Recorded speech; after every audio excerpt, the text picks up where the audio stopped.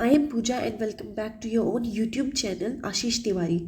आज का video BA English and BA program के सभी स्टूडेंट्स के लिए बहुत इम्पॉर्टेंट होने वाला है जिन्होंने इंग्लिश से अपना ग्रेजुएशन करना चाहते हैं। ठीक है, ये हमारा सब्जेक्ट रहेगा विक्टोरियन लिटरेचर और ये वीडियो बहुत ही ज़्यादा इम्पॉर्टेंट है as it is only focused on exam orientation. Students, अब एग्ज़ाम दूर नहीं है एंड अच्छा स्कोर करने के लिए you need to study smart. D U SOL के 10 most important questions with answers in Hindi and English medium में आपको यहाँ पे सर्व करने वाली हूँ। इन क्वेश्चंस का एग्जाम में आना 90% पॉसिबल है क्योंकि ये क्वेश्चंस कहीं से रैंडमली पिक नहीं किए गए हैं। ये आपके PYQs के क्वेश्चंस हैं, प्रीवियस ईयर के वो क्वेश्चंस जो बार बार रिपीटेशन पे आए हुए हैं। ठीक है, you can score good marks और इन 10 क्वेश्चंस की हेल्प से आप लगभग अपना 80 to 90% सिलेबस कंप्लीट कर सकते हो। तो स्टूडेंट, अगर आप फर्स्ट टाइम हमारी यूट्यूब चैनल पर विजिट कर रहे हैं तो ऐसी और वीडियोस के लिए आप हमारे चैनल को सब्सक्राइब कर सकते हैं ताकि आपको ऐसी और इम्पोर्टेंट वीडियोस आती रहे तो आपको नोटिफिकेशन मिल जाए। एंड आज की वीडियो के अंदर आपको एक स्पेशल गिव वे ऑफर भी मिल रहा है। वीडियो के दौरान ये सब पढ़ते होने के बीच में मैं आपसे 3 सवाल पूछूंगी और जो भी पर्सन उन सवालों के बिल्कुल सही जवाब देगा उनको फ्री ऑफ कॉस्ट नोट्स मिलने वाले हैं। वो नोट्स जो आपके एग्ज़ाम में बहुत ज़्यादा हेल्प करेंगी और आपको अच्छा स्कोर करने में हेल्प करेंगे। लेकिन कंडीशन ये है कि ये नोट्स सिर्फ और सिर्फ 3 ही स्टूडेंट्स को मिलेंगे। तो जो भी पर्सन सबसे पहले इन तीनों सवालों का बिल्कुल सही जवाब देगा उसे ये नोट्स फ्री ऑफ कॉस्ट मिलेंगे। अदरवाइज आपको 100% फ्री ऑफ कॉस्ट हमारे लेक्चर्स प्रोवाइड किए जा रहे हैं। लेकिन अगर आप नोट्स को चाहते हो बिल्कुल एक वेल फॉर्मेट के अंदर तो आपको 3 ऑप्शंस मिलते हैं। अगर आप एक सिंगल नोट परचेज करोगे तो आपको 45 रुपीज़ पर नोट्स मिलेगा। अगर आप एक से ज़्यादा नोट्स खरीदना चाहते हो कॉम्बो के साथ, एक से ज़्यादा आप खरीदना चाहते हो आपको 40 रुपीज़ पर नोट्स मिलेगा। एंड अगर आप कॉम्बो लेना चाहते हो 5 से 6 सब्जेक्ट का तो आप 6 नोट्स लेना चाहते हो तो 5 नोट्स का आप पे करोगे, 1 नोट्स आपको फ्री ऑफ कॉस्ट मिलेगा। और आपकी 6 या फिर 7 सब्जेक्ट्स हैं तो आपको 6 सब्जेक्ट्स के नोट्स 40 रुपीज़ पर नोट्स मिलेंगे और एक आपको बिल्कुल फ्री ऑफ कॉस्ट उसके ऊपर मिलने वाला है। तो चलिए अब हम वीडियो को स्टार्ट करते हैं।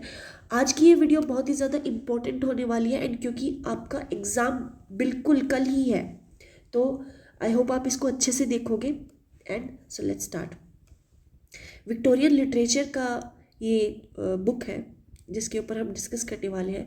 तो सबसे पहले क्वेश्चंस पर, ये मोस्ट इम्पॉर्टेंट क्वेश्चंस हैं तो आपको ध्यान से देखना होगा। चलिए स्टार्ट करते हैं। सबसे पहला question number 1, analyze Jane and Rochester's marriage ceremony in Jane आयर।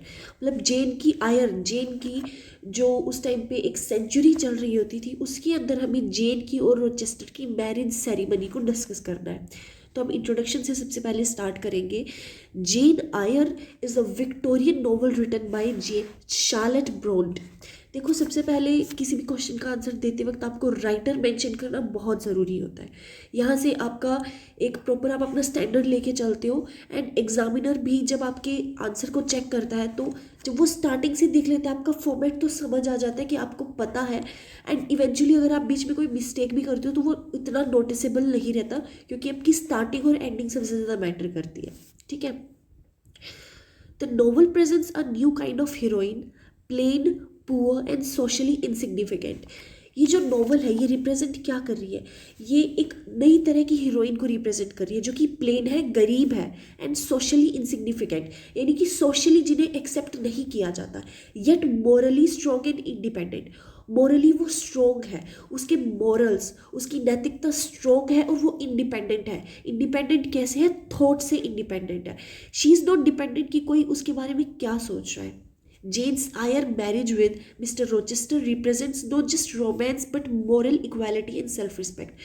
जेन की शादी मिस्टर रोचेस्टर के साथ ये रिप्रेजेंट करती है नॉट जस्ट रोमांस तो है ही है लेकिन उसके अलावा moral equality and self respect की जो जेन है वो सेल्फ रिस्पेक्ट खुद की करती है, वो खुद की इज्जत करती है। एंड मोरल इक्वालिटी, मोरली जो जहाँ पर मोरल क्या होता है, जहाँ पर सोशल स्टैंडर्ड्स को नहीं मेंशन किया जाता, जहाँ पर उन चीज़ों को नहीं कंसीडर किया जाता, वो इक्वल मानती है। इट डजेंट मैटर कि कोई पर्सन कितना भी रिच हो, कोई पर्सन कितना भी पुअर हो, morally they should be equal. यानी कि उन लोगों की सेंसिबिलिटी, उन सब की कॉन्शियंस जब सेम होती है तो वो मोरली इक्वल होते हैं। Charlotte Bronte's statements about showing a plain and small heroine, Charlotte Bronte कौन है, राइटर है, ठीक है। Statement about showing a plain and small heroine is fulfilled through Jane's character and her final marriage. जो plain और small heroine को जो represent करना चाहता है वो फुलफिल किया है जेन के कैरेक्टर्स की हेल्प से एंड फाइनल मैरिज, ठीक है। अब मेन बॉडी, अब यहाँ पर मेन जो चीज़ है जो रिप्रेजेंट करती है वो क्या रहेगी, Jane's Eyre as a plain but interesting heroine. Jane यहाँ पे रिप्रेजेंट क्या कर रही है, वो प्लेन है, सिंपल है, बट उसका कैरेक्टर इंटरेस्टिंग है। कैरेक्टर इंटरेस्टिंग कब होता है, जब उसके थॉट्स विविड होते हैं, जब वो अलग सोचती है, जब उसका चीज़ों को देखने का नज़रिया अलग होता है। Jane is repeatedly described as physically plain and small. Jane को रिपीटेडली डिस्क्राइब किया जाता है कि वो प्लेन और स्मॉल है। ये इसका एक इंडिकेशन है, वो प्लेन है और स्मॉल है, इसका एक इंडिकेशन है इसके अंदर क्या, कि वो स्मॉल है। स्मॉल का मतलब वो सोशली काफ़ी नीचे आती है जो सोशल स्टैंडर्ड्स की लैडर में, और प्लेन है, प्लेन माने simple, that even though she is married into a rich family, her choices are plain, मतलब शी इज़ वेरी सिंपल, और उसे इन चीज़ों से कोई लेना देना नहीं है whether she is a rich और poor women. She lacks beauty, wealth and social status. जैसे मैंने आपको अभी डिफाइन किया है, उसके पास लैक है, किस चीज़ की कमी है उसके पास, ब्यूटी की, यानी कि वो खूबसूरत नहीं है। ये चीज़ किसके हिसाब से है, ये चीज़ है सोशल स्टैंडर्ड्स के हिसाब से। सोशल स्टैंडर्ड, जब भी आप किसी गरीब इंसान को देखते हो, you don't see whether they are beautiful और not, you just see that they are poor. बिल्कुल वैसे ही सोशली हाई लेडर वाले जो लोग होते हैं, जिनके पास पैसा होता है, they don't see whether you are beautiful और not, they just see that you are poor and that's what matters to them, right. तो वो ब्यूटीफुल नहीं है, सोशल स्टैंडर्ड्स के हिसाब से वो गरीब है। वेल्थ, उसके पास पैसा नहीं है, एंड सोशल स्टेटस, एंड क्योंकि वो गरीब है, क्योंकि वो पुअर है, तो उसके पास सोशल स्टेटस नहीं है। This is according to them. ये जेन का खुद का नहीं है ये पॉइंट ऑफ व्यू, ये सोशल स्टैंडर्ड का पॉइंट ऑफ व्यू है, इंक्लूडिंग ऑल द पीपल जिनकी जो सोच है वो नहीं है इतनी अच्छी। डिस्पाइट दिस, ये सब कमी इन लोगों के होने के बावजूद, जेन इज इंटेलिजेंट, इमोशनली स्ट्रॉन्ग का यहाँ पे क्या मतलब है, दैट शी डज, वो लोगों की बातों को अपनी तक नहीं आने देती। उसका जो बैरियर है जो इन लोगों से अलग करता है वो काफ़ी स्ट्रॉन्ग है। मोरली अपराइट, वो उसे फ़र्क नहीं पड़ता कोई इसके बारे में क्या सोचता है, बट वो मोरली जिन चीज़ों को वो मानती है वो उन चीज़ों पे टिकी रहती है। अगर उसे लगता है कि किसी रिच इंसान के साथ भी गलत हो रहा है तो वो उस चीज़ को एक्नॉलेज करेगी, ठीक है। तो ये मोरली अपराइट होता है। Independent in thought and action, उसके जो थॉट और एक्शंस हैं वो किसी के रिस्पॉन्स के ऊपर डिपेंडेंट नहीं है। अगर उसे कोई चीज़ गलत लगती है तो वो उसे करेगी, अगर वो उसे कोई चीज़ गलत लगती है तो वो उसके खिलाफ प्रोटेस्ट करेगी, whether that action is like bye anyone और नॉट, ठीक है। Okay, this challenges the traditional Victorian era that heroines must be beautiful and submissive. अब ये जो चीज़ है जेन की, ये उसे अलग करती है ट्रेडिशनल विक्टोरियन एरा से, विक्टोरियन आइडिया से। उस टाइम पे क्या होता था, उन्हें माना जाता था that heroine should B beautiful, heroines को खूबसूरत दिखना चाहिए और उन्हें सबमिसिव होना चाहिए। सबमिसिव का मतलब है कि मतलब कि जो ब्रेड विनर होता है, कोई भी हस्बैंड हो गया, या फिर सोशली सबमिसिव, बात मानने वाली, बहुत ही मासूम एंड ऑल दैट, तो वो सब होना चाहिए। Second, Jane and Rochester's relationship. अब हम यहाँ पे देखेंगे कि जेन और रोचेस्टर जिससे उसकी शादी हुई है उनकी रिलेशनशिप कैसी थी। Jane and Rochester are connected through emotional understanding. Emotional understanding यानी कि वो एक दूसरे की बातों को, एक दूसरे की अंडरस्टैंडिंग को समझते थे। इंटेलेक्चुअल इक्वालिटी, ऑनेस्ट कॉन्वर्जेशन, क्या चीज़ थी जो उनको बाकी चीज़ों से करीब कर रही थी, ऑनेस्ट कॉन्वर्जेशंस। वो ऑनेस्टली एक दूसरे के साथ कॉन्वर्जेशंस करते थे, एक दूसरे की बात समझते थे। Rochester values Jane for her mind and moral strength, not her appearance. Rochester doesn't matter कि रोचेस्टर के लिए मैटर नहीं करता वो कैसी दिखती है, रोचेस्टर के लिए वैल्यू करता है जेन का माइंड, वो क्या, उसका पॉइंट ऑफ व्यू क्या है चीज़ों को लेकर, वो कि कैसा उसका थॉट प्रोसेस है, ये चीज़ें रोचेस्टर को बहुत ज़्यादा इंटरेस्टिंग लगती है. Jane speaks openly and fearlessly to Rochester, showing her self respect. वो फियरलेसली बिना डरे वो अपने विचारों को जो है व्यतीत करती है. एंड इस चीज़ से पता लगता है कि वो खुद की कितनी इज्जत रखती है. खुद की इज्जत वो कैसे करेगी, जब वो अपने थॉट्स को ओपनली डिस्क्राइब कर पाएगी, जब वो ओपनली बता पाएगी कि ये चीज़ उसे ठीक लगती है और ये चीज़ उसे ठीक नहीं लगती है. Correct. The first marriage attempt and Jane's moral strength. पहला मैरिज अटेम्प्ट एंड जेन्स की moral strength. The first marriage ceremony is interrupted due to the revelation of Bertha Mason, Rochester's wife. अब यहाँ पे हमें क्या पता चलता है कि रोचेस्टर की एक फर्स्ट वाइफ भी थी, जेन से शादी करने से पहले उसकी एक शादी हो चुकी थी. The first marriage ceremony is interrupted, उसे रोक दिया गया due to the revelation of Bertha Mason. Jane refuses to become Rochester's mistress. अब जैसे ही जेन को पता लगा कि रोचेस्टर की ऑलरेडी शादी हो चुकी है, जेन की उसकी मिस्ट्रेस नहीं बनना चाहती. मिस्ट्रेस का यहाँ पे क्या मतलब है, मिस्ट्रेस का मतलब होता है a person who has a wife, लेकिन उसका कहीं बाहर भी अफेयर चल रहा हो, जिस वुमेन से उसका externally out of marriage affair चल रहा है, उसे मिस्ट्रेस कहते हैं. A decision to leave Thornfield shows strong moral conscience. ये जानने के बाद कि रोचेस्टर की ऑलरेडी शादी हो चुकी है, वो डिसाइड करती है कि वो यहाँ से चली जाएगी, और ये चीज़ रिप्रेजेंट करती है उसके स्ट्रॉन्ग मॉरल कॉन्शियंस को. मैंने जैसे आपको पहले बताया कि जेन का कैरेक्टर बहुत ही स्ट्रॉन्ग विल्ड है. अगर उसे कोई चीज़ गलत लगती है तो वो उस चीज़ को जो है उस चीज़ के ऊपर एक्शन लेगी. उसे फ़र्क नहीं पड़ता कि कोई उसकी इस सोच के बारे में, उसका खुद सोशली वीक होने के बारे में क्या सोचता है, it doesn't matter to her. Respect for social ethical values, उसकी खुद की सोशल एंड एथिकल वैल्यूज़ को वो रिस्पेक्ट करती है. इंडिपेंडेंस एंड सेल्फ कंट्रोल पर. This proves Jane's worth lies in character. यहाँ पर प्रूव क्या करता है जनरल में, that worth lies in character. It doesn't matter कि आप कितने खूबसूरत हैं, इट मैटर्स दैट आपका कैरेक्टर कैसा है. ठीक है. Jane's growth and independence. Jane की ग्रोथ क्या रही है, after leaving Rochester Jane faces hardships and loneliness. उसको रोचेस्टर को छोड़ने के बाद जेन को बहुत ज़्यादा मुश्किलें सामने करनी पड़ी. लोनलीनेस, उसे अकेलापन महसूस हुआ. डिस्कवर्स हर इनर स्ट्रेंथ, उसे अपनी इनर स्ट्रेंथ के बारे में अपनी डिस्कवर करती है. Inherits money and becomes financially independent.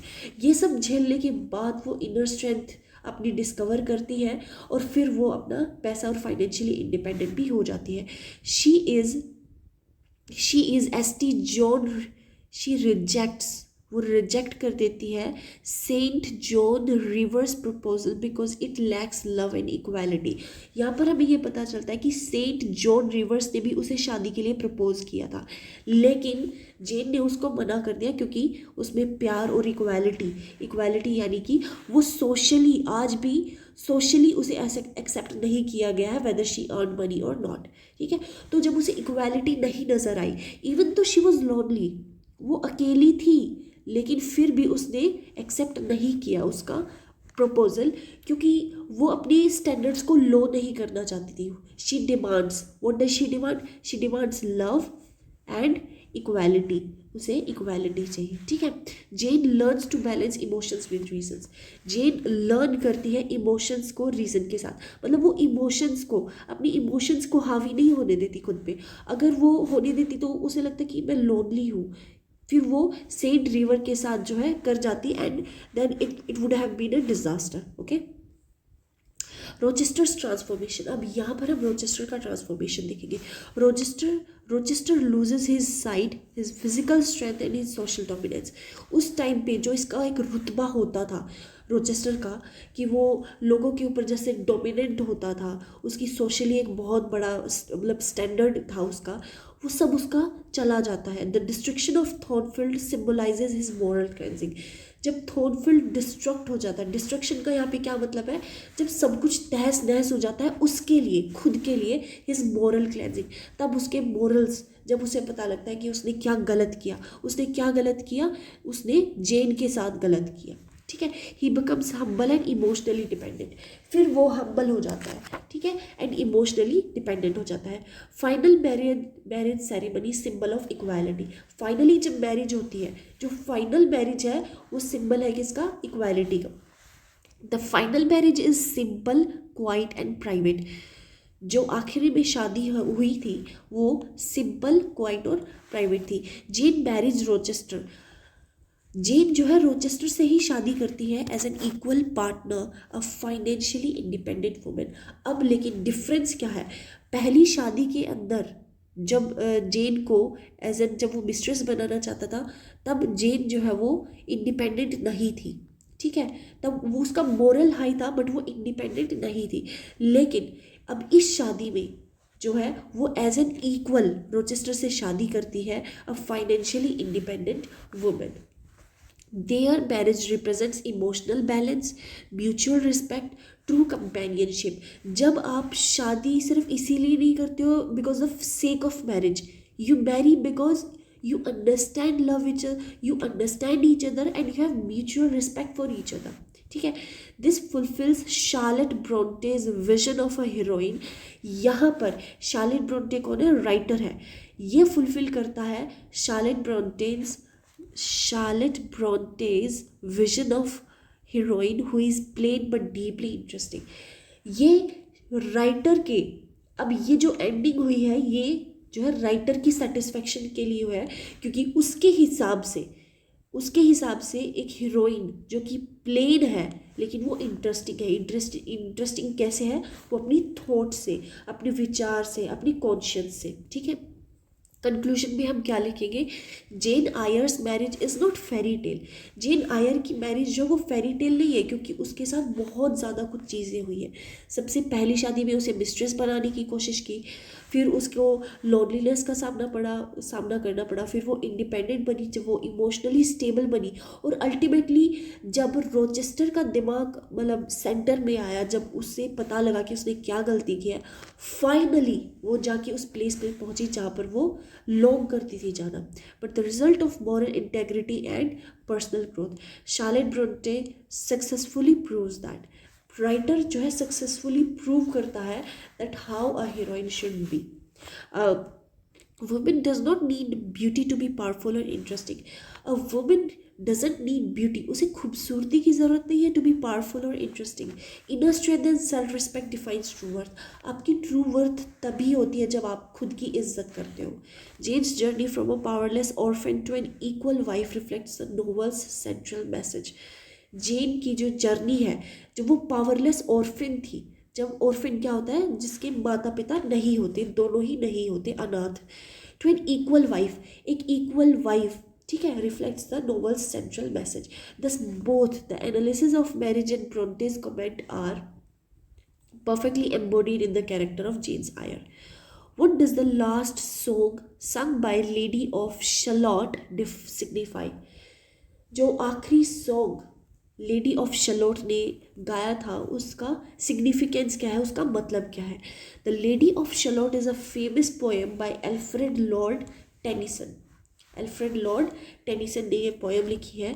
The poem tells the story of a mysterious lady who lives alone in a tower and weaves images of outer world. एक tower के अंदर रहती है, यानी कि एक जगह के अंदर रहती है जो कि दुनिया से दूर है, मतलब वो उसके अंदर ही रहती है, बिल्कुल एक टावर के अंदर।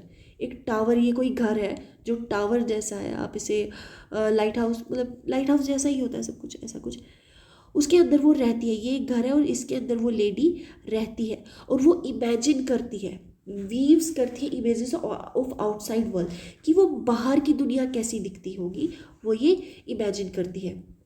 शी इज़ अंडर अ कर्स, उसके ऊपर एक श्राप दिया गया है, उसे एक कर्स दी हुई है, that forbids her from looking directly at the world, जो उसे फॉरबिड करती है, जो उसे नहीं अलाउ करती है from looking directly at the world, वो सीधी बिल्कुल अपनी नज़रों से वर्ल्ड को नहीं देख सकती।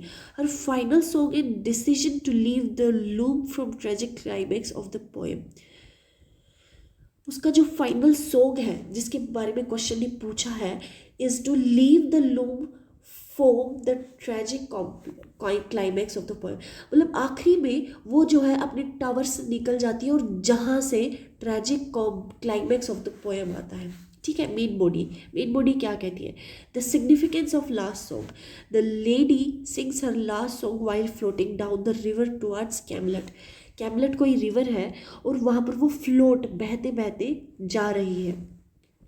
This song signifies her acceptance of death, her final expression of identity. ये song signify क्या करता है? ये song signify करता है acceptance और death of death. उसने एक्सेप्ट कर लिया है कि वो मरने वाली है, हर फाइनल एक्सप्रेशन ऑफ आइडेंटिटी। और ये तैर क्यों रही है? क्योंकि ये उसकी वो अपनी एक आइडेंटिटी, अपनी एक पहचान बनाना चाहती है। A farewell to life and suffering. उसने पूरी लाइफ सफ़र किया, वो बाहर नहीं निकल पाई, तो ये एक फेयरवेल है उसके लिए, एक अलविदा वाला मैसेज है दुनिया को और अपनी सफरिंग को, जो भी उसने सहन किया है over the years. The song transforms her form and is invisible figure to a recognised human presence. Invisible figure का यहाँ पे क्या मतलब है? जो दुनिया से परे थी, जिसे अब तक किसी ने देखा नहीं था, into a recognised human presence. मर रही है वो, उसकी डेथ हो जाएगी, लेकिन अब उसे लोग पहचानेंगे क्योंकि लोग उसे देख सकते हैं, क्योंकि अब वो लोगों से छिपी हुई नहीं है। Through the song she assets her existence and emotions for the first time. इस सॉन्ग की मदद से वो अपनी एग्जिस्टेंस को बता रही है। वो यहाँ से बाहर निकल के, उसे पता है कि वो मर जाएंगी, लेकिन वो फिर भी जा रही है क्योंकि वो लोगों को बताना चाहती है कि वो एक इंसान है, वो एग्जिस्ट करती है and emotions for the first time. और पहली बार दुनिया को देखकर उसके अंदर इमोशंस जाग उठते हैं। The act of leaving the web and the loom. The act of leaving यानी कि जब वो अपने टावर से बाहर निकली। The lady abandons her weaving after seeing Sir Lancelot. Sir Lancelot को देखने के बाद उसने डिसाइड किया कि वो वहाँ से निकल जाएगी। She turns away from the mirror and looks directly at reality. अब वो शीशे को नहीं देख रही है, अब वो खुद को नहीं देख रही है, अब वो क्या देख रही है? शीशे में अपनी रियलिटी को देख रही है कि वो क्या है। As a result the mirror cracks. और जैसे जैसे वो अपनी रियलिटी देख रही है, उसके लिए मिरर क्रैक हो जाता है। The curse comes upon her. और वो जो कर्स है उसके ऊपर आ जाती है। This act marks a break from confinement and passive obedience. ये एक्ट जो है ये क्या है? ये अपनी कन्फाइनमेंट, अपनी कैद से निकल रही है एंड पैसिव ओबीडियंस। अब तक जो कर्स का कहना मानकर वो डर कर बैठी हुई थी कि अब वो उसे टावर में ही रहना है, उसने उसको अब जो है तोड़ दिया है। अब वो ओबीडियंट नहीं है, अब वो रिबेल कर रही है उसके खिलाफ। Act of defiance. Leaving the loom can be seen as an act of defiance. जैसे मैंने बताया कि वो डिफाई कर रही है, because she rejects isolation and restriction. अब उससे आइसोलेट होना मतलब दुनिया से दूर रहना अब उससे नहीं होगा। रिस्ट्रिक्शंस जो उसके ऊपर कर्ज की मदद से लगाई गई है अब वो उससे सहन नहीं होंगी।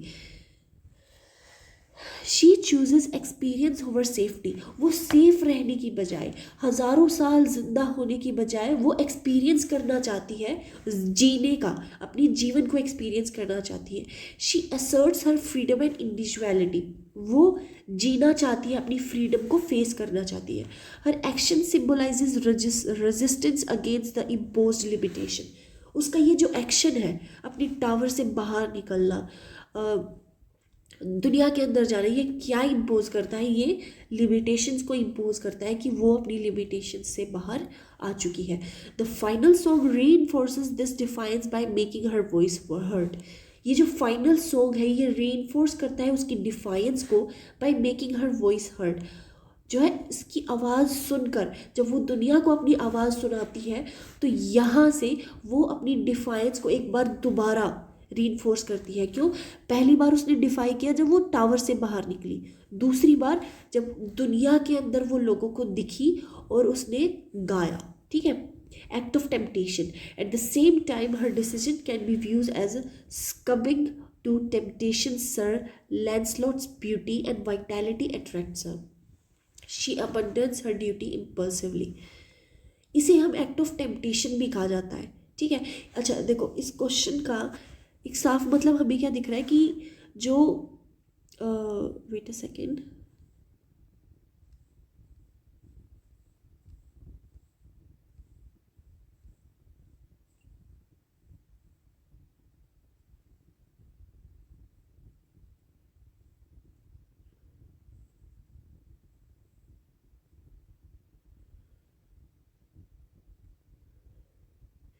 हाँ, ये पूछना क्या चाह रहा है, ये क्वेश्चन कहना चाहता है कि जो उसने अपना टावर छोड़ा, ठीक है, वहाँ से वो निकली, उसके एक एक्ट को किस किस तरह से देखा जा सकता है। सिग्निफिकेंस ऑफ लास्ट सॉन्ग, जो आखिरी गाना उसने गाया, उसका क्या क्या मतलब निकल सकता है। तो act of leaving the web and loom, ठीक है, ये एक एक्ट ऑफ डिफाइंस भी कह सकते हैं, क्योंकि उसे जो बताया गया था वो उसके खिलाफ गई थी। एक्ट ऑफ टेम्पटेशन भी कहा जा सकता है। टेम्पटेशन क्यों कहा जा रहा है, क्योंकि वो खुद के लिए उस टावर से वो बाहर नहीं निकली थी। वो कब निकली, जब उसे सर लैंसलॉट की ब्यूटी देखी, जब उसने उस इंसान की खूबसूरती को देखा, उसके अंदर जो वाइटैलिटी, जो एक सडन डिसीजन उसने बनाया, वो टेम्पटेशन कहा जा सकता है। The curse suggests a moral warning against desire and disobedience. अच्छा, ये जो कर्स है, ये जो है डिस्क्राइब कर रही है, क्या डिस्क्राइब कर रही है, वार्निंग, कि आपको वो, अगर वो अपनी खुद के लिए वहाँ से निकलती तो शायद वो एक पॉजिटिव इफेक्ट होता, लेकिन वो अपनी इस केज से, वो अपनी इस कर्स से क्यों निकली, क्योंकि उसे डिज़ायर महसूस हुई। उसने डिज़ायर के लिए वहाँ से निकली, खुद की फ्रीडम के लिए वो नहीं निकली। और वो डिसोबीडियंस, यहाँ पर एक नेचुरल मीनिंग इसका क्या निकलता है, जब लोग जो है डिफाई करते हैं नेचर को ताकि वो अपनी डिज़ायर को पा सके। Her death can be seen as a price of temptation. उसकी डेथ क्यों हुई, क्योंकि उसने टेम्प्ट किया। उसको किसने टेम्प्ट किया, डिज़ायर ने टेम्प्ट किया, ठीक है। Symbolic meaning of final journey का यहाँ पर सिंबॉलिक मीनिंग क्या निकलता है। The boat journey represents the transition from isolation to society. अब क्योंकि वो फ्लोट करते करते जा रही है, राइट, फ्लोट करते करते जब वो जा रही है, तो ये जो फ्लोटिंग है ये रिप्रेजेंट करती है transition from isolation to society. वो अपनी आइसोलेशन से बाहर गई है और वो सोसाइटी के अंदर जा रही है। Movement from life to death. अब टावर से निकली तब जिंदा तो थी, लेकिन वो जीवन नहीं जी रही थी, लेकिन जैसे ही वो जीने लगी शी डाइड, ठीक है। Her song acts as a final artistic creation, a voice replacing the broken loom. ये जो सॉन्ग है, ये आवाज़ है उसकी, जो टावर में रहते रहते दब गई थी, जो शायद इतनी बुलंद नहीं थी, अब वो हो चुकी है। She achieves recognition only in death, highlighting tragedy.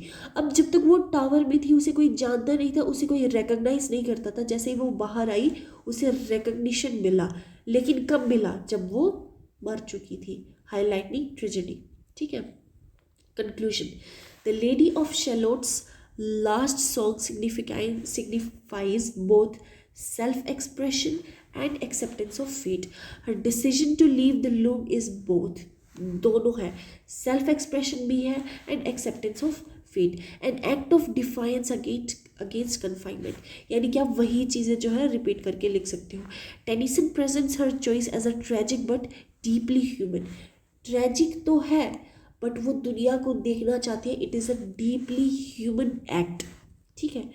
The poem explores themes of freedom, act, isolation, cost of desire. Cost of desire, आपको ये चीज़ मेंशन करनी है कि वो एक रीज़न है उसका टेम्पटेशन का। टेम्पटेशन किससे हुई, डिज़ायर से हुई। ये चीज़ बहुत इंपॉर्टेंट है। क्वेश्चन नंबर 3 पे चलते हैं। Attempt a short note on the nature of the curse in Alfred Tennyson's the lady of Shalott. यहाँ पर हमें शॉर्ट नोट लिखना है, किस चीज़ पर, कर्स के नेचर पर। कर्स किस लिए थी, क्यों थी, उसका क्या इफेक्ट हुआ और उसको तोड़ने पर क्या हुआ, ये चीज़ हमें डिफाइन करनी है, ठीक है। Introduction, the lady of shallot is a symbolic poem by Alfred Lord Tennyson. मैं आपको दोबारा कह देती हूँ कि आपको राइटर्स के नाम ज़रूर याद रखने हैं, ठीक है। अब क्योंकि ये क्वेश्चन रिपीटेशन में 2 बार आ चुका है, तो इस क्वेश्चन को, इस चैप्टर के इन दोनों क्वेश्चंस को बहुत अच्छे से आपने रिवाइज करना है, क्योंकि पॉसिबिलिटी है कि ये आ जाए, क्योंकि रिपीटेड बार आ चुका है तो इसकी प्रोबेबिलिटी है आने की, ठीक है।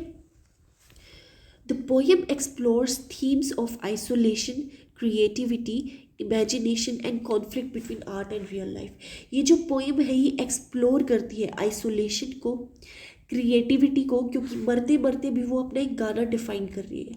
तो ये क्या है, ये क्रिएटिविटी है। इमेजिनेशन, वो टावर के अंदर बैठी बैठी इमेजिन करती है कि बाहर की दुनिया कैसी होगी। And conflict between art and real life. Art and real life, art क्या है, उसकी आवाज़ है, उसका हर चीज़ को एक सॉन्ग बना देना, ये एक उसकी आर्ट है।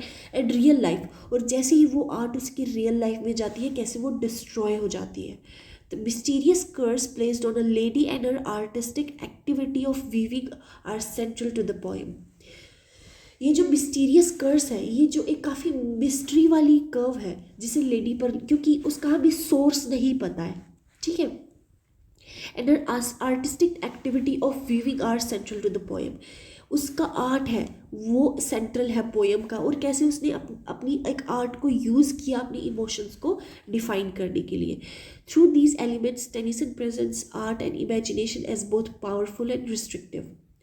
अब ये जो आर्ट है ये इसकी पावरफुल भी है, ठीक है, और रिस्ट्रिक्टिव भी है। अब देखो मेन बॉडी क्या है, nature of the curse is undefined and mysterious. Undefined है, कर्स का नेचर नहीं पता कि भाई इसके ऊपर ये कर्स किसने लगाई है, क्यों लगाई है, क्या रीज़न हो सकता है, किसी ने डिफाइन नहीं किया, इसीलिए ये कर्स मिस्टीरियस है। The lady is forbidden to look directly at the outside world leaving her tower. अपने टावर, देखो इसके सामने सीनरी है लेकिन वो इसे डायरेक्टली देख नहीं सकती है। वो किस चीज़ पे देख रही है, वो मैप पे देख रही है, लेकिन वो कर्स की वजह से डायरेक्टली नेचर की खूबसूरती को नहीं देख सकती। She can only see reality through mirror, वो शीशे के द्वारा उस खूबसूरती को सिर्फ देख सकती है। The curse represent social and emotional isolation. ये कर्स क्या रिप्रेजेंट करता है, social and emotional isolation, restriction placed on individuals specially women. उस टाइम की विक्टोरियन एरा की वुमेन्स पर जो है रिस्ट्रिक्शंस लगाई जाती थी, ये उस चीज़ को रिप्रेजेंट कर रहा है। Separation between artist and real life. अब हमें एक चीज़ क्या पता चली है कि ये जो रिस्ट्रिक्शंस लगाई गई है ये रिप्रेजेंट क्या करती है, ये कर्स क्या रिप्रेजेंट करती है, विक्टोरियन एरा के टाइम की लेडीज़ को क्या रिप्रेजेंट करती है, उनके ऊपर लगाई गई आइसोलेशन, ठीक है। Symbolic meaning of the curse, curse का सिंबॉलिक मीनिंग यहाँ पर क्या निकलता है, the curse symbolizes the limitations imposed by society on creative individuals. ये जो है अगर आप एक अलग पॉइंट ऑफ व्यू से देख सकते हो तो यहाँ पर ना विक्टोरियन एरा पे ये एक और चीज़ डिफाइन करता है कि उस टाइम पे कितनी ज़्यादा लिमिटेशंस होती थी टैलेंटेड वुमेन पर। क्योंकि देखो ये जो लेडी है ये टैलेंटेड तो है, वो गाती है, वो हर एक चीज़ को एक सॉन्ग में कन्वर्ट कर देती है, लेकिन उसके ऊपर लिमिटेशन क्या आ गई है, लिमिटेशन ये आ गई है कि वो रियल वर्ल्ड को देख ही नहीं सकती है खुद की आंखों से। बिल्कुल वैसे ही इसी तरह की लिमिटेशंस जो है उस टाइम की लेडीज़ पर लगाई जाती थी। The danger of excessive detachment from reality. The lady's isolation reflects the Victorian idea that artists must be distant observers. उस टाइम के विक्टोरियन एरा की एक आइडिया को दर्शाती है, जिसका क्या मानना था, वहाँ के लोगों का मानना था that artist must remain distant observers, कि आर्टिस्ट को ना दूर से चीज़ें ऑब्जर्व करनी चाहिए। They shouldn't experience it, they just look from afar, ठीक है। The breaking of the mirror signifies the collapse of imagination based life. ये जो मिरर है इसका टूटना क्या सिग्निफाई करता है, collapsing of imagination based life. Imagination आपकी जो लाइफ है कितनी वो अलग है, जैसा हम इमेजिन करते हैं वैसी हमारी रियलिटी नहीं होती है, और ये चीज़ जो है ये मिरर हमारी इस पोएम में डिफाइन करता है, ठीक है।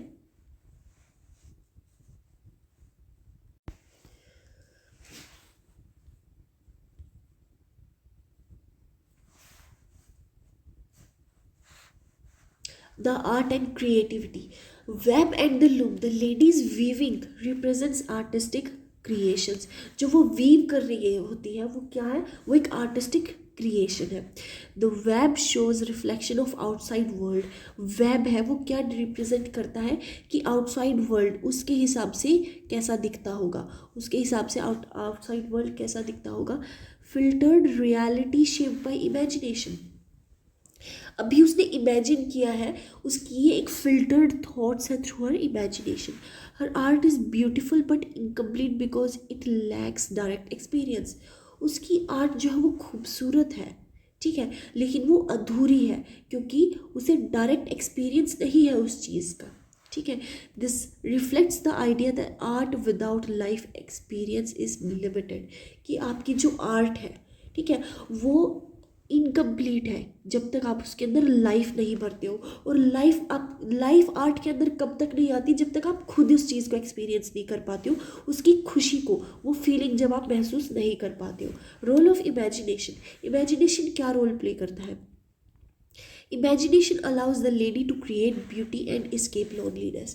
वो अपने अकेलेपन को दूर करने के लिए जो है इमेजिनेशन का यूज़ करती है, जिसकी मदद से वो आर्ट बनाती है.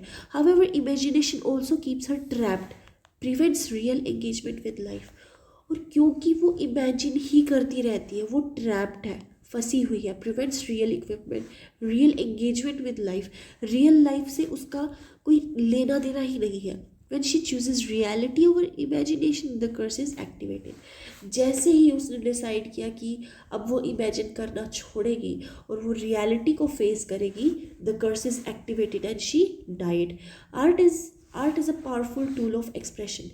यहाँ पर आर्ट जो है एक बहुत पावरफुल टूल है एक्सप्रेशन का, क्योंकि वो अपनी आर्ट से क्या एक्सप्रेस कर रही है, वो इमोशंस को एक्सप्रेस कर रही है, असर्ट्स हर आइडेंटिटी. वो बता रही है मरते मरते लोगों को गाना गाकर that she is a person, she is live and she is a human. Tennyson suggest that art gives voice to the silenced. Mute लोगों को भी, जो लोग बोल नहीं सकते, उनके लिए भी आर्ट जो है एक बोलने का तरीका है. However art alone can not fully substitute real human experience. लेकिन आर्ट के अंदर इतनी भी लाइफ नहीं होती कि वो आपको एक रियल ह्यूमन एक्सपीरियंस दे सके. कंक्लूजन, ठीक है. तो जो लेडी शलोट के अंदर ये सब जो कर्स है, ये क्या है? ये सिंबल है रादर देन लिटरल. अब ये जो कर्स है ये शायद सच नहीं है. ये कर्स जो है लिटरल सेंस के अंदर, यानी कि फिजिकली ये कर्स प्रेजेंट नहीं है. ये जो है सिंबॉलिक रिप्रेजेंटेशन है विक्टोरियन एरा की वुमेन पर लिमिटेशंस का, ठीक है. आइसोलेशन, आर्टिस्टिक लिमिटेशन, ये सब वो डिफाइन करती है. टेनिसन जो है वो प्रेजेंट करता है आर्ट को, क्रिएटिविटी को. इमेजिनेशन है, ये सब क्या है? एक पावरफुल टूल है. जब आप अपनी रियलिटी से इस्केप करना चाहते हैं, तब आप इमेजिनेशन को यूज़ करते हैं. The ladies tragedy highlights the cost of living only through imagination. उसकी ये ट्रेजेडी कब हुई? जब वो सिर्फ और सिर्फ अपनी इमेजिनेशन की हेल्प से जी रही थी. What is the first person narrative central to the unfolding to the of the plot of the novels Jane's Eyre and Great Expectations, ठीक है. Bertha is Jane's truest and darkest double, ठीक है. She is the angry aspect of the orphan child, the ferocious secret self that Jane is trying to repress. Both Jane Eyre by Charlotte Bronte and Great Expectations by Charles Dickens use first-person narratives to tell the story. First person narrative क्या होता है? जब एक single person जो है पूरी story को narrate कर रहा होता है सबके अपने पॉइंट ऑफ व्यू से, उसका खुद का नज़रिया क्या है उस चीज़ को लेकर. First person narrative provides intimacy, subjectivity and psychological depth.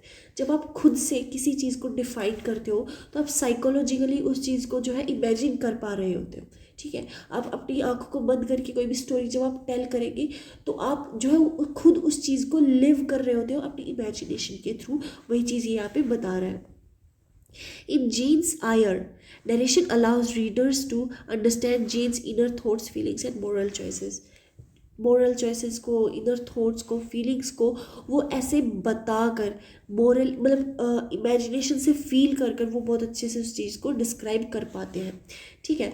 तो पिप्स perspective shows his emotional and moral growth. यहाँ पर ग्रेट एक्सपेक्टेशंस के अंदर जो है पिप का पर्सपेक्टिव जो है वो क्या दर्शाता है? इमोशनल एंड मोरल ग्रोथ दर्शाता है. In addition, in Jane's Eyre, Bertha Mason can be read as the Jane's truest and darkest double.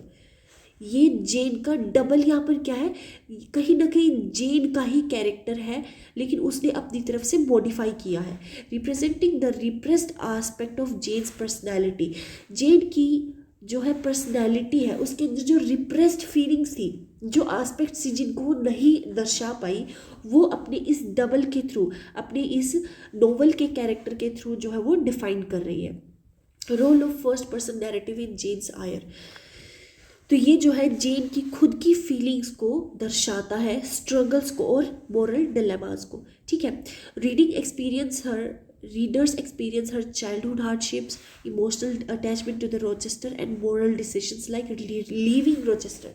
अपनी खुद की सेल्फ रिस्पेक्ट को लेकर उसने जो है रोचेस्टर को लीव करने का सोचा। ये चीज़ जब क्या हेल्प करता है, ये उसकी इमोशंस को फील करने में हेल्प करता है। आप उसकी जो है आप उसकी ट्रबल्स को फील कर पा रहे हो कि कितनी उसको जो है दिक्कत हो रहा होता है, पेन हो रहा होता है, loneliness. First person narrative creates empathy and allows Jane voice to dominate the narrative. अब यहाँ पर जब आप फील कर रहे होते हो तो आप जेन की वॉइस डोमिनेट कर रही होती है narrative, because now Jane is leading the story. बता कोई हो रहा है but the feelings are of Jane's. ठीक है, कैरेक्टर की फीलिंग्स है।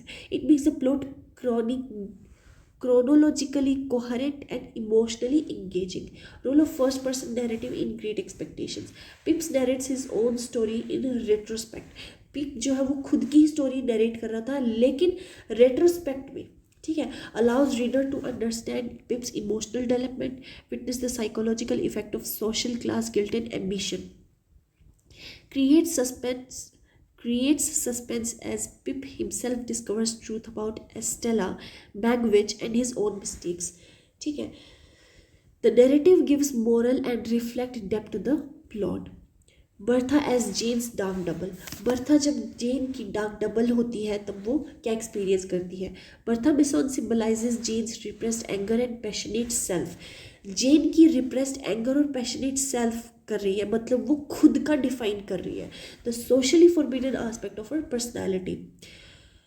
सोशली फॉरबिडन एस्पेक्ट मतलब जो पर्सनैलिटी है उसकी, जिसके जो फीचर्स है वो सोशली एक्सेप्टेबल नहीं होते, वो उसी चीज़ को जो है अपनी डार्क डबल की बर्था के थ्रू जो है डिफाइन कर रही है। She represents ferocious secret self Jane struggle to control. जो जेन अपनी फीलिंग्स को कंट्रोल नहीं कर पा रही थी, जो फेरोशियस, जो उसके अंदर गुस्सा था, सीक्रेट सेल्फ था, क्योंकि उस टाइम पे लेडीज़ को क्या ब्यूटीफुल और सबमिसिव होना था, लेकिन वो फेरोशियस थी। ठीक है, वो गलत के खिलाफ वो आवाज़ उठाए बिना नहीं रह सकती थी, सीक्रेट था ये उसका। तो ये सब सोशली एक्सेप्टेबल नहीं था, लेकिन वो अपने इस कैरेक्टर के थ्रू इस चीज़ को डिफाइन कर रही है। Through Bertha Bronte's externalizes Jane's inner conflict against anger and rebellion against injustice, fear of losing and autonomy and passions. ठीक है, Bertha presence drives plot tension leading to Jane's moral and emotional decisions. ठीक है, मैं आपको पहले define कर चुकी हूँ। ठीक है, conclusion between narrative and psychological death. Narrative जब कोई नरेट कर रहा होता है, साइकोलॉजिकल डेथ जब आप खुद चीज़ को उस इमेजिनेशन से फिजिकली फील कर पाते हो। The first person narrative in Jane's Eyre allows readers to interpret Bertha's symbolic role. ठीक है, Jane's story telling shows how she represses her और integrates her dark impulses to grow morally and spiritually. वो अपनी जो है thoughts को, अपने विचार्स को, अपनी मॉरली स्ट्रॉन्ग कैरेक्टर को सप्रेस नहीं कर पाई, इसीलिए उसे ये करना पड़ा। इन both novels the personal perspective makes the narratives intimate, credible and emotionally compelling. Emotionally compelling का यहाँ पे मतलब है कि आप जो है एक बार सुनने के बाद आपसे रहा नहीं जाता and you compel to read the story. अब आपको पढ़नी ही पड़ेगी तक conclusion. The first person narrative is a central to the unfolding of plot in both novels. यहाँ पर एक चीज़ है कि ये जो दोनों पोएम्स हैं इनके अंदर फर्स्ट पर्सन नैरेटिव लगा हुआ है। ये क्वेश्चन पूछ सकता है, तो आप ये चीज़ नहीं भी पूछे तो भी आप डिफाइन करो, बिकॉज ये जो है आंसर को काफ़ी ज़्यादा इंफॉर्मेटिव बनाता है। It allows psychological insight, creates emotional engagement and maintains narrative suspense. ठीक है, in Jane's Eyre, Bertha embodies hidden, angry, passionate aspects of Jane's personality. Right, ठीक है। Okay, write a character sketch of Mrs Glegg. Mrs Glegg का character sketch, वो write a short note on Mrs Tulliver and her relationship with her daughter Maggie Tulliver. Both Mrs. Gregg, The History of Pendennis and Regional Novel Context, and Mrs. Gregg and Mrs. Tulliver are maternal figures whose personality influence the central character. Maternal figure क्या होता है? maternal यानी कि mother side की family, father side की family को हम paternal family बोलते हैं, ठीक है, और मदर साइड की फैमिली को हम मेटर्नल फैमिली बोलते हैं, ठीक है।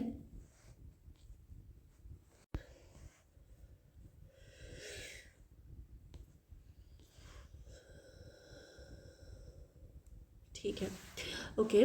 These women reflect the Victorian social expectation of mother, family values and there struggles with in social norms.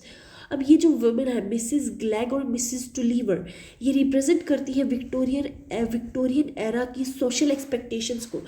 वहाँ पर कुछ एक्सपेक्टेशंस होती थी कि माँ को करना पड़ेगा, ये तो एक माँ करती ही है।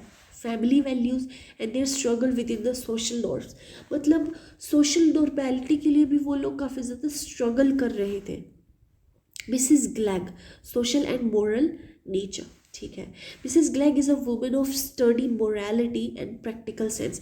मिसिज जो ग्रेग है वो प्रैक्टिकल सेंस में, मतलब कि वो चीज़ों को इमोशनली तो कम देखती है लेकिन प्रैक्टिकल सेंस से ज़्यादा देखती है, वो उस चीज़ों को प्रैक्टिकली जो है फॉलो करती है। She follows social convention and is concern with reputation. अब इसे जो है अपनी रेपुटेशन की बहुत पड़ी है कि लोगों के सामने मेरा स्टैंडर्ड बना रहे, मेरी नाक ना कट जाए, ठीक है। Personality traits, conventional and upright, अपनी बात को बिल्कुल सीधा बोलती है, घुमाना उसको नहीं आता है। Talkative and somewhat domineering, talkative है और डोमिनियरिंग मतलब कि अपनी बात को हमेशा रखना जानती है और रखेगी ही और आपकी बात से ऊपर रहेगा। Shows concern for family honour and property, उसको अपनी जो है वेल्थ से बहुत ज़्यादा लगाव है, ठीक है। Role in the story, acts as a moral commentator है, moral commentator influences characters decision through the advice and social pressure और एडवाइस को वो बहुत ज़्यादा जो महत्व देती है। Represent society's norms and expectation of women in her social class, उसकी सोशल क्लास के अंदर सोशली जब वो हाई है लेडर में तो उसकी एक्सपेक्टेशंस क्या है, सोशली हाई वुमेन से क्या क्या एक्सपेक्ट किया जाता है। Mrs Tulliver personality and character, proud, strong willed and devoted to her family. This women is proud, वो जो भी करती है उसे उस चीज़ में शर्म नहीं है। स्ट्रॉन्ग विल्ड, अगर उसने डिसाइड कर लिया कि वो कोई काम करेगी तो वो करेगी ही करेगी। And devoted to her family, और उसे सिर्फ और सिर्फ अपने परिवार से लेना देना है, वो अपनी फैमिली को लेकर डिवोटेड है। Frequently expresses frustrations at Mrs Tulliver's frequently expresses frustrations at Mr. Tulliver's financial mismanagement, और उसे हमेशा डिस्ट्रेस रहता है किस चीज़ को, कि मिस्टर टुलीवर जो है फाइनेंशियली अपने आप को अच्छे से मैनेज नहीं कर पा रहे हैं। इमोशनल डेथ और रेजिलियंस, इमोशनली वो चीज़ों को इमोशनली देखती है और लोगों की इमोशंस को समझती है, और रेजिलियंस हार्डशिप्स में भी जो है वो मतलब कि पॉजिटिव रहती है। Relationship with Maggie Tulliver, loving but often critical and demanding, उसकी मैगी टुलीवर के साथ जो है रिलेशनशिप क्रिटिकल है, यानी कि खतरे, मतलब कि खतरा भी नहीं कह सकते but not at the best place, and demanding, और वो डिमांडिंग बहुत है। Encourages Maggie to conform to social expectations, वो एनकरेज करती है कि आप सोशली जो आपसे एक्सपेक्ट किया जा रहा है वो करो। Eight the same time she protects and supports Maggi emotionally, वो कह तो रही है कि तुम्हें सोशल एक्सपेक्टेशंस के हिसाब से चलना पड़ेगा, लेकिन वो जो है eight the same time support कर रही है मैगी को इमोशनली, वो उसकी भावनाएं समझती है, ठीक है। represents the conflict between the maternal authority and a daughter's individuality, वो maternal authority यानी कि वो खुद के रोल को भी समझती है लेकिन वो अपनी डॉटर की इंडिविजुअलिटी को भी जो है इग्नोर नहीं करती है, वो उस चीज़ को एक्नॉलेज करती है। नोवेल के अंदर इसका क्या रोल है? Shapes Maggie's early personality and moral outlook, Maggi की पर्सनैलिटी को शेप करता है, ठीक है। हर इन्फ्लुएंस कंट्रीब्यूट्स टू मैगी, उसकी इन्फ्लुएंस जो है मैगी की sense of duty, morality and resilience को जो है बढ़ावा देता है, वो सीखती है ये सब चीज़ें। Serves as a mirror of Victorian maternal ideas with human limitations. Limitations उनके ऊपर लगाई गई है, ठीक है, लेकिन आज भी दिखाया जाता है that she is morally strong, ठीक है। कंक्लूजन क्या है, जो मिसिस ग्रेग और मिसिस टोलीवर है वो इन्फ्लुएंशियल मेटरनल फिगर्स हैं, वो इन्फ्लुएंस कर रही है, ठीक है। Mrs Glegg represent societies conventional and moral compass दिखा रही है, while Mrs Tulliver combines love, pride and emotional strength. The relationship with their families highlight the social and the emotional pressure faced by women in Victorian times. Victorian time के ऊपर उनको जो problems face करनी पड़ती थी वो सब describe किया जा रहा है। Reader, I married him, discuss, critically describe the way in which how do I love thee, thee का मतलब है you, how do I love you emphasizes a person's power and agency. The line reader I married him is a form of Charlotte Bronte's Jane Eyre. It is one of the most famous lines in English literature, symbolizing female agency and choice and equality. It is a line, ये line describe कर रही है I किसके लिए, female के लिए, ठीक है। इंग्लिश लिटरेचर के अंदर ये डिसाइड कर रही है। Similarly Elizabeth Barrett Browning's poem how do I love thee emphasizes the power of speaker's emotions, showing how individual assert agency through expression. Both texts explore the assertion of personality, will and emotional authority in different contexts. ये चीज़ define क्या करती है कि personal will, कि वो चाहती तो कुछ हो रहा है, लेकिन इमोशनल अथॉरिटी, लेकिन वो अपनी थॉट्स को, अपनी फीलिंग्स को सप्रेस भी कर रही है, ठीक है। Signifies the reader I married him, assertion of agency. Jane chooses Rochester on her own terms after moral personal reflection. जेन जो है वो चूज़ करती है रोचेस्टर से शादी करना खुद की टर्म्स पे। जब वो इंडिपेंडेंट हो जाती है तब वो डिसाइड करती है अपने मोरल और पर्सनल रिफ्लेक्शन के बाद। She marriage as an equal partner, not as a dependent women. Independent होने के बाद ही शादी करती है। Brevity and impact, the simple sentence reflects decisive and confidence, ठीक है। वेट अ सेकेंड, हाँ। Breaking conventional romantic narration, it addresses the readers directly, showing control over her story, ठीक है। Emotional and moral maturity, Jane leaves Rochester once returns after independence and equality are achieved. चली जाती है छोड़ के Rochester को, but तभी वापस आती है जब वो morally strong होती है, independent होती है एंड इक्वालिटी आर अचीव। जब वो इक्वली, जब वो सिर्फ इक्वल दिखती ही नहीं है, जब वो खुद फील भी करती है कि वो इक्वल है।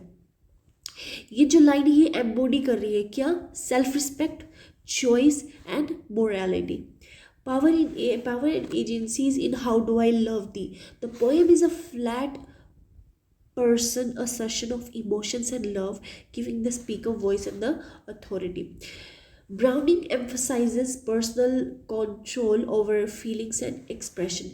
Love is active, deliberate, eternal and not passive. The repeated I love thee establishes repetition as power. I love thee यहाँ पर ये एक सिंबल किसका है, पावर का, ठीक है। जो स्पीकर है वो मेजर कर रहा है उसके प्यार को, breadth को, and everyday act demonstrating agency in qualifying emotion. Both work highlight that women can express desire, make choices and assert moral and emotional authority even within social constraint. Victorian era के अंदर ये poem क्या define करती है, ये desire कि women अपनी desire को एक्सप्रेस कर सकती है, अलाउड है उन्हें अपनी चॉइस को बनाना अलाउड है। वो क्या चॉइस है उनकी, वो क्या डिसीजन लेगी, वो टोटली उनके ऊपर डिपेंडेंट है। और ये सब जो है उनके ऊपर रिस्ट्रिक्शंस होने के बावजूद वो जो है अपनी इमोशंस को जो है एक्सप्रेस कर सकती है, ठीक है। एजेंसी एंड सेल्फहुड, दोनों की दोनों जो टेक्स्ट है वो क्या डिफाइन कर रहे हैं कि choice and equality in social emotional spheres. Choice मतलब कि आपका मन तो चाह रहा है but you can not do that until and unless you are independent, for the Jane's marriage के केस में, ठीक है। हाँ, ब्राउनिंग जो है, Browning poem shows self assertion through emotional and verbal expression. Both reflect women as active agents in their life and not passive observers. Passive observer का यहाँ पे क्या मतलब है कि वो submissive नहीं है, जैसे उनसे एक्सपेक्ट किया जाता है वो वैसे सबमिसिव नहीं है, अपनी लाइफ वो खुद से चलाती है। The line reader I married him is a bold declaration of a female agency, moral strength and equality. उस टाइम के दौरान एक फीमेल का ये बोलना कि मैं उससे शादी करना चाहती हूँ, मैंने उससे शादी कर ली, ये एक बहुत बड़ा एक्ट ऑफ लव है, ये एक बहुत बड़ा एक्ट ऑफ जो है रिबेल है उस टाइम के सोशल स्टैंडर्ड्स को लेकर। How do I love the emphasizes personal power and emotional autonomy. Emotional autonomy की प्यार करती तो है वो, लेकिन वो जताए कैसे, ठीक है। तो ये दोनों टेक्स्ट जो है वो विक्टोरियन लिटरेचर के एरा पे पोर्ट्रे करते हैं कि वुमेन सेल्फ डिटरमाइनिंग है, एक्सप्रेसिव है and morally and emotionally powerful है, ठीक है। तो ये जो बोथ सेलिब्रेट द वॉइस, वो सेलिब्रेट क्या कर रही होती है, क्या उनको स्ट्रेंथ मिलती है, वॉइस। वॉइस एक स्ट्रेंथ है उस टाइम की, चॉइस के लिए आपकी चॉइस एक स्ट्रेंथ है, क्योंकि वो डिटरमाइन करेगी where you will end up at the end of the chain, ठीक है। Attempt a critical reading of the Mill at the Floss as a complex exploration of marriage and morality. The Mill of the The Mill on the Floors by George Eliot is a psychologically complex novel exploring families, morality, and social constraints. The novel examines marriage as a social and moral institution and how personal desire interact with social expectations.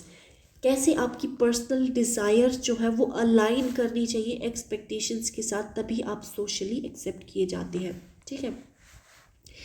Marriage Havisham, Great Expectations by Charles Dickens, represents this corruption and emotional consequence of failed love and moral rigidity. जब आप जो है जब society की नज़रों में आप जो है फेल देखे जाने, मतलब कि फेल एज अ फेल देखे जाने लगते हो, when you can't achieve something you desired. Both texts deal with morality, societal norms and consequences of personal choices. जब वो पर्सनली किसी चीज़ को चूज़ करते हैं तो उसके कॉन्सिक्वेंसेस क्या क्या होते हैं, उनको क्या क्या डिफ़िकल्टीज फेस करनी पड़ती है। Marriage and morality in the mill on the flows. Characters like Tom, Maggie and Philip embody tension between social duty and personal desire. Marriage are influenced by wealth, class and family expectations. Okay. Maggie Tulliver and Philip Wakem, उनकी जो relationship है वो Morli complicated है। मोरली यानी कि socially उनको accept नहीं किया जाता है, सोशल डिफरेंसेस है and family pressure affect their choices. Family जो प्रेशर वो अफेक्ट करता है दे उनकी चॉइसेस को। Highlights conflict between love, social norm and morality. Maggie and Stephen Guest. Temptation and moral struggle reflects the personal responsibility and ethic decision making. Okay. Eliot जो वो explore करता है कि मोरालिटी जो है ना वो फिक्स्ड नहीं है, मतलब आपकी जो चीज़ों को देखने का नज़रिया है वो ओवर द टाइम चेंज होता रहता है, but shaped by circumstances. Change कैसे होगा, जब आप सर्कमस्टांसेस को फेस करते हो, conscious and social pressure. Tom and Maggie's family dynamic. Tom represents moral rigidity and social conformism. यहाँ पर क्या मतलब है कि टॉम जो है वो यूजुअली अपनी मोरल रिजिडिटी है, मतलब कि वो अपनी फीलिंग्स को बहुत ज़्यादा एक्नॉलेज नहीं कर पाता, क्योंकि वो सोशली उस चीज़ को कैसे देखा जाएगा उस चीज़ को ज़्यादा महत्व दे रहा है, ठीक है। फैमिली प्रेशर जो है हाईलाइट करता है कि एक फीमेल ऑटोनॉमी को and ethical dilemmas in Victorian society. Okay, Miss Havisham, ठीक है। तो wealthy, eccentric and emotionally reclusive जो है कैरेक्टर्स ट्रेक्स थे मिस हैविशाम के। ऑब्सेस्ड विद पास्ट बिट्रेयल, वो जो है अपनी पास्ट बिट्रेयल, जो पास्ट में उसको धोखा मिला था वो उसी से ऑब्सेस्ड है, वहाँ से नहीं वो निकल पा रही है। Stops old clocks and lives in decay. Decay का यहाँ पर क्या मतलब है? डीके का मतलब है रोट होना। ये किस चीज़ में रोट हो रही है? ये अपने पास्ट बेट्रियल्स के अंदर रोट हो रही है। Manipulates Stella, reflects her bitter attitude towards marriage and love. Estella को वो मैनिपुलेट करती है और वो इस एक्ट से क्या रिफ्लेक्ट कर रही होती है? अपना attitude towards marriage and love, कि उसे ये जब सब चीज़ पसंद नहीं है, it is bitter for moral and social significance, symbolizes bitterness, revenge, and consequences of emotional stagnation, highlights how failed love corrupts morality and perception. Failed love जो है करप्ट कर देता है आपकी मोरालिटी को, चीज़ों को देखने का नज़रिया, एंड परसेप्शन, ठीक है। Serves as warning but about vanity, obsession and lack of moral guidance. when you're focused on one thing, that you love this person and you're focused only on this thing, then आप जो है lack कर जाते हो morally, आपको guidance की ज़रूरत है।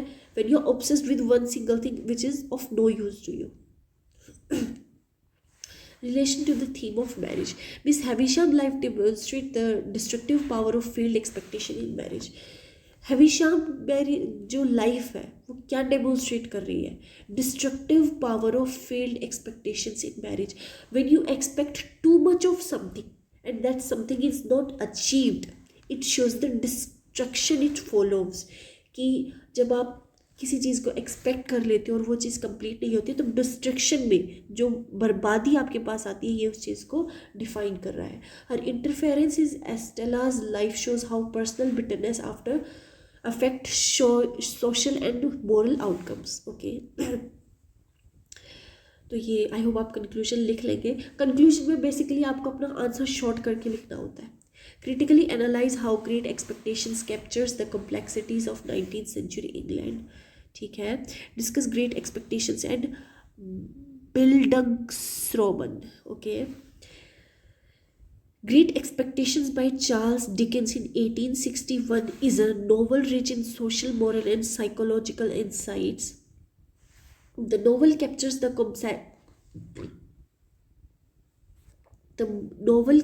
the complexities of Victorian England, including social class, ambition, morality, and industrial change.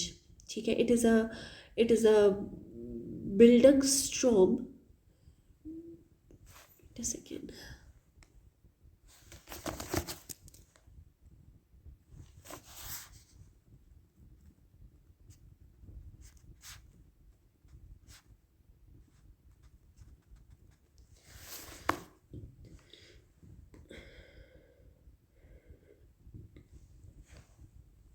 It is a Bildungsroman, a coming-of-age story focusing on Pip's personal and moral development. ठीक है, तो पिप के एक्सपीरियंस से डिकन जो है वो एग्जामिन करता है कि सोशल और इंडिविजुअल ग्रोथ जो है जब ब्लेंड करती है तो कैसे सोशल क्रिटिक और पर्सनल नैरेटिव फॉर्म होते हैं, ठीक है। Complexities of 19th century England. 19th century England के अंदर क्या क्या कॉम्प्लेक्सिटीज़ लोगों को फेस करनी पड़ती थी। Pip aspire to become a gentleman reflecting social ambition and class consciousness. Characters like Magwitch challenge notions of inherited social hierarchy, ठीक है, okay. And wealth and morality characters such as Miss Havisham, Stella Jaggers shows the link between the social status and moral corruption.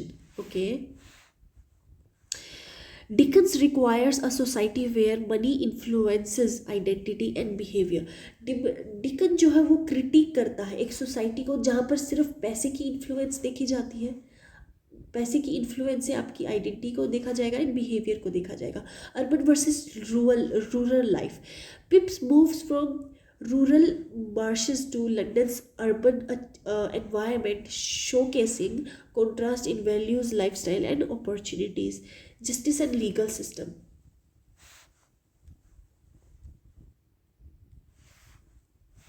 Through characters like Jaggers and Wedmix and Dickens exposes the complexity of moral ambiguity of law and order, जहाँ पर जो socially high लोग होते हैं, जो wealthy लोग होते हैं, कैसे वो उस चीज़ को फॉलो नहीं करते हैं. The Great Expectations as bildungsroman. Bildungsroman is a novel of personal growth and development.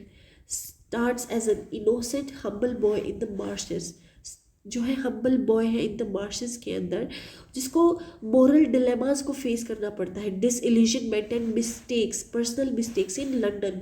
ठीक है. Learns self respect, humility and truly valued by the end of the novel. Moral and emotional development. Encounters with Stella Magwitch, Miss Havisham shapes his understanding of love, loyalty and ethics. In 3 characters के द्वारा novel के आखिर तक उसे पता लगता है कि प्यार, लॉयल्टी और सोशल एथिक्स कैसे होने चाहिए. बिल्डिंगस्ट्रोमन emphasizes inner growth more than social advancement. Okay. Resolution. Pip achieves maturity and moral insight if not in material perfection. उसे इंसाइट मिलता है, उसे एक नया चीज़ों को नया देखने का तरीका मिलता है. The narrative highlights the experience as a true measure of development. Conclusion. Great expectation captures the intricacies of Victorian society, class distinction, rural urban contrasts and wealthy morality. Question number 9. Elucidate on the use of imagery and symbolism in E.B. Browning's Sonnet 43 with reference to select prescribed texts. Critically comment on the intersection of gender and class in Victorian society. Sonnet 43. How do I love thee? Let me count the ways by Elizabeth Barrett Browning is one of the most famous sonnet in the English literature. ठीक है. It uses imagery, symbolism to convey the depth, intensity and transcendence of speaker's love. In Victorian society, the literature often reflects on social hierarchiness, gender and roles. उस time पे poems को इन सब की मदद से describe किया जाता था कि विक्टोरियन एरा के अंदर सोशल स्टैंडर्ड क्या थे, हिरार्कीज क्या थी, जेंडर्स के रोल क्या होते, ये सब डिस्क्राइब किया जाता है. The intersection of gender and class shapes the experiences of characters in text. Jane Eyre, MILF Flaws and Great Expectations. Beat body. ठीक है. Imagery of space and time. Depth and breadth and height symbolizes the infinite nature of love. Suggests love beyond physical and temporal constraints. Spirituality and religious imagery. Phrases like I love thee to the level of everyday's most quiet need by sun and candlelight connects love with faith, devotion and everyday life. Symbolism of life and death. Love is described as eternal, transcending life and death. Okay, suggests the human emotion connect to the moral and the divine. Uses enumeration.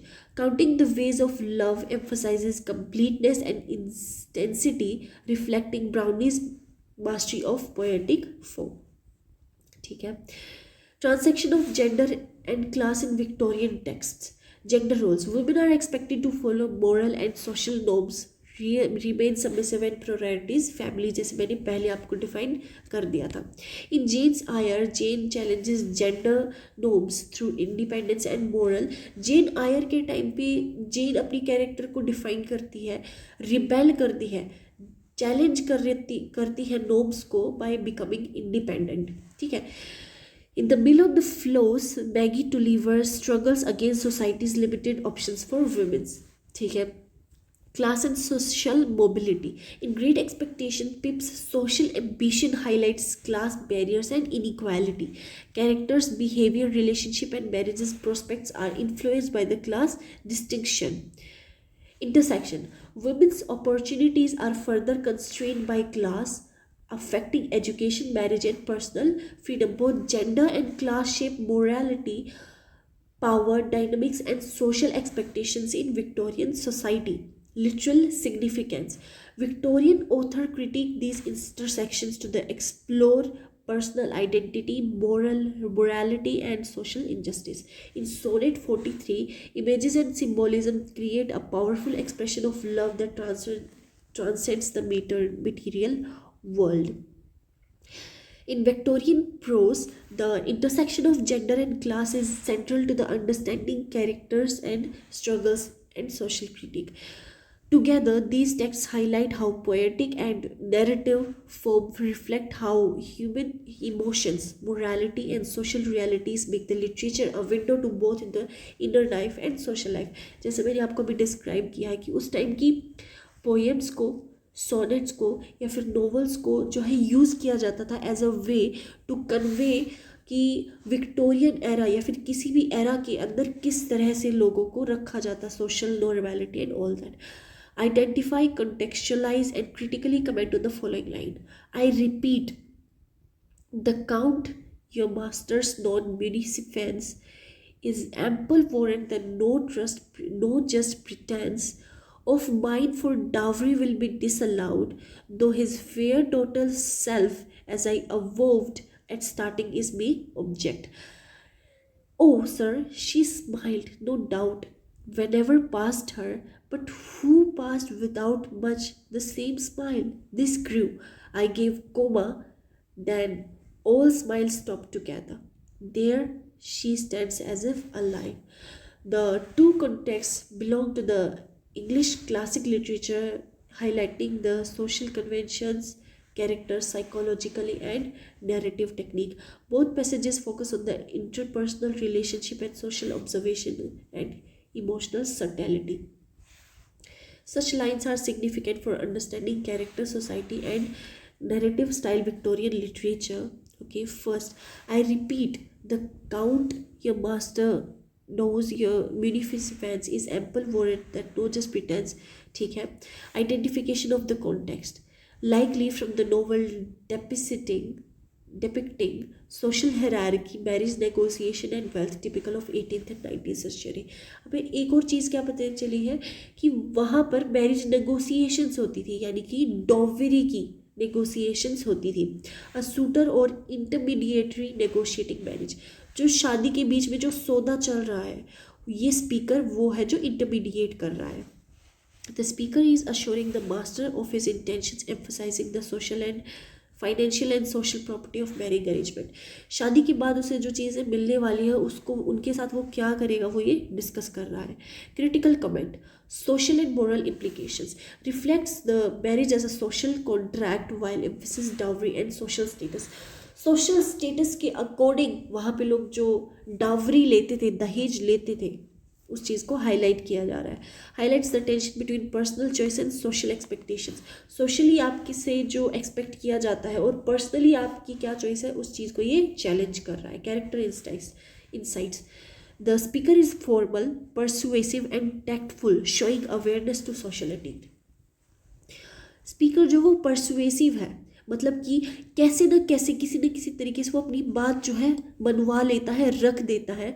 Showing awareness to social etiquette, मतलब कि socially etiquette जो आपको इज्जत करनी चाहिए उसको ध्यान में रखते हुए भी वो अपनी बात कह पा रहा है, जो कि आसान नहीं है. Shows concern for consent versus duty. Consent का मतलब है किसी से परमिशन लेना, एंड ड्यूटी जो आपकी ड्यूटी है, indicating subtle conflict between emotion and obligation. Stylist feature, use of formal dictation, linguistic tone mirrors and social decorum. The structure emphasizes careful persuasion, typical of Victorian or early 19th century style. ठीक है, तो ये जो हमने second, oh sir she smiled no doubt whenever passed her, but who passed without much the same smile? This grew. I gave comma, then all smiles stopped together. There she stands as if alive. From Charles Dickens' Great Expectations, like early chapters describing Estella, Pip observes Estella at CTS house. Pip is struck by the Estella's beauty and demeanor, noting the effect of social grooming and performance on perception. वहाँ पर वो define कर रहा है कि उस time पे कैसे वुमेन को हमेशा कुछ ना कुछ परफॉर्म करना होता था. That she always have to look beautiful, she always have to follow the etiquette. तो ये उनके लिए एक परफॉर्मेंस हो गई. परफॉर्मेंस कब करते हो आप? जब आप अपना ट्रू सेल्फ नहीं होते हो, तब आप परफॉर्म कर रहे होते हो. And women in that era were forced that you have to act this way. ठीक है. Critical comment, shows Pip's infatuation and social awe. social, oh मतलब socially that woman is so beautiful because she is performing, she is not her real self. Demonstration, perceptions versus reality. Estella's smile is polished, habitual and not uniquely for Pip. So Estella smile कर रही है जो कि polished है, उसे habit हो गई है, but her smile is fake. Unique नहीं है पिप के लिए. What is unique for pip? Her real smile. Themes: highlights social class and manipulation. Estella embodies wealth, status and control charm. And Estella जो है वो embody कर रही है, she is wealthy, she is rich, she has status and controlled charm. She can control herself, her body reactions, her emotions. She can control everything because of social standards. She has to follow them. Introduces love, desire, social distance as a central narrative concern. Imaginary and rhythm conveys Pip's fascination and inner tension. Repetition of smile emphasizes Pip's obsessive attention. वो बार बार smile कर रही है, ये क्या emphasise कर रहा है? ये पिप के ऑब्सेशन को, ऑब्सेसिव अटेंशन की, वो ऑब्सेस्ड है उस चीज़ से, वो डिस्क्राइब कर रहा है. एज इफ अलाइव, क्या कन्वे कर रहा है? ये life like, almost unreal presence, कि जिंदा तो है लेकिन सच नहीं लग रहा. Blending observation with emotional projection. Both text reveal the interplay of social norms and personal desire और एंड नैरेटिव पर्सपेक्टिव, कि नैरेटर का क्या यहाँ पर क्या पर्सपेक्टिव है, सोशल नॉर्म्स वहाँ पर कैसे होते थे. The first passage reflects formal social negotiation and duty, while the second captures emotional and psychological observation. Together they exemplify Victorian literature's concern with morality and class human psychology. Such lines help the reader appreciate the character motivation, social context and narrative technique. Okay, तो अब हम आपके 3 questions पे आते हैं, वो give away questions, जिनको अगर आपने सही आपने जिनका जवाब दिया तो आपको फ्री ऑफ कॉस्ट ये आपको नोट्स मिलने वाले हैं. तो सबसे पहला क्वेश्चन है कि विक्टोरियन एरा के अंदर क्या क्या लिमिटेशंस होती थी. वुमेन के अंदर क्या लिमिटेशंस, वुमेन के ऊपर क्या क्या लिमिटेशंस होती थी. ठीक है. व्हाट इज सोनेट, सोनेट क्या होता है, ये सेकंड क्वेश्चन है. And the third question is thee का क्या मतलब है. THEE, what is the meaning of thee according to the Victorian era. I hope आपको वीडियो समझ आई होगी, पसंद आई होगी, and all the very best for your exams. Again आपको ये लेक्चर फ्री ऑफ कॉस्ट देखने को मिल रहा है, लेकिन अगर आपको प्रॉपर सीरीज़ के अंदर नोट्स चाहिए है किसी भी तरह के, तो आपको स्टूडेंट फ्रेंडली डिस्काउंट के ऊपर आपको नोट्स मिल रहे हैं. तो आप नीचे दिए गए डिस्क्रिप्शन में नंबर मिलेगा, आप उस पर मैसेज कर सकते हैं. अगर आपको नोट्स चाहिए हैं तो नोट्स रिसीव करने के लिए आपको जस्ट वहाँ पर मैसेज करना है, and I need notes and you will be contacted. ठीक है. All the very best for your paper. ये सभी क्वेश्चंस जो है आपके एग्ज़ाम ओरिएंटेशन से को लेकर ही ध्यान में रख के बनाए गए हैं. यही क्वेश्चंस का 80 to 90% चांस है आपके पेपर में आना. तो इन्हीं क्वेश्चंस को भी अगर आप ध्यान से देखोगे और रीड करके जाओगे तो आप अपना 80 to 90% सिलेबस ही कंप्लीट कर लोगे. और जैसे आपने देखा कि कुछ क्वेश्चंस जो है वो रिपीट कर रहे थे, एक ही चैप्टर से थे, उनको बार बार रिपीटिशन पे इसलिए डाला गया है क्योंकि ये क्वेश्चंस का आने का 80% चांस है.